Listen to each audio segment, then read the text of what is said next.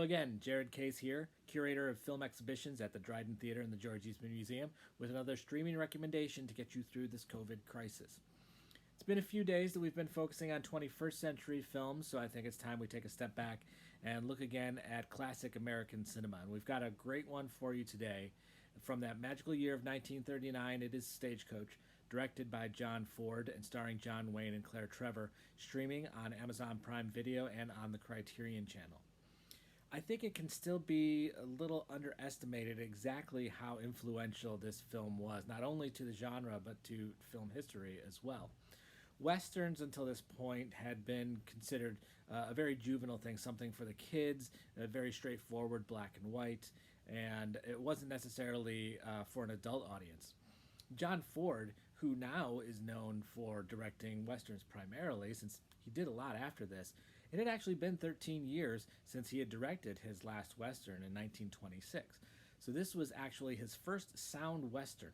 And what he did with the story was take all of these cliches that had been burnished by these juvenile Westerns, the very black and white, whether it's the corrupt bank man, or it's the good bad man, or it's the hooker with the heart of gold, it's the gambler with a shady past.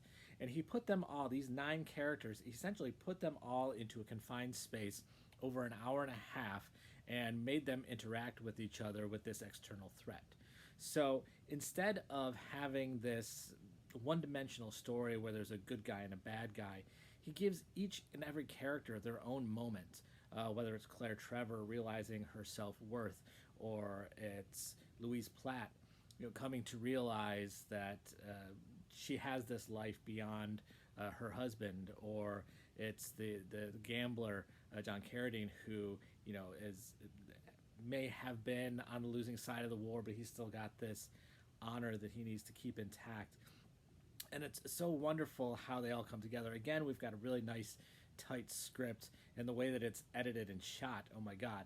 So if you consider now how famous John Ford is for those Westerns and the clouds that he has in the distance, it's a little surprising to know that this was the first time he had been at Monument Valley. All of these things that we remember him for, and despite the fact that he had 80 films under his belt at this point, as did John Wayne, so associated with the Western, this was the first time that they had actually shot there.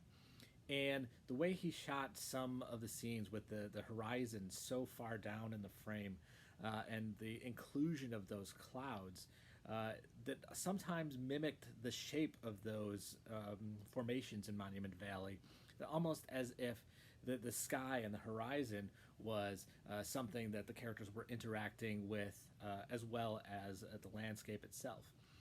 Contrast that to some of those interiors where Maltese Falcon gets a lot of credit for this, for actually seeing the ceilings on the set. But Stagecoach was doing this 2 years before that.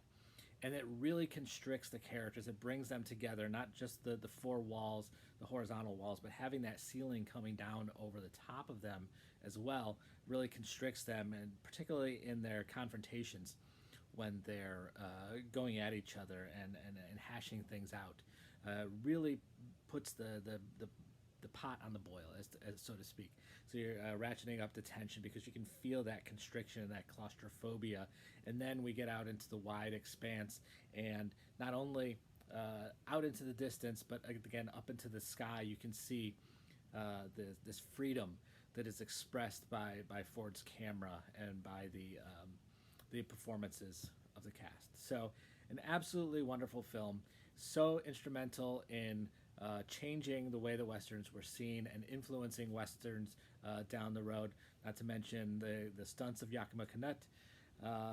So I encourage you to go watch this. Again, it's on Amazon Prime Video, and it is on Criterion Channel. Please come back tomorrow for another streaming recommendation.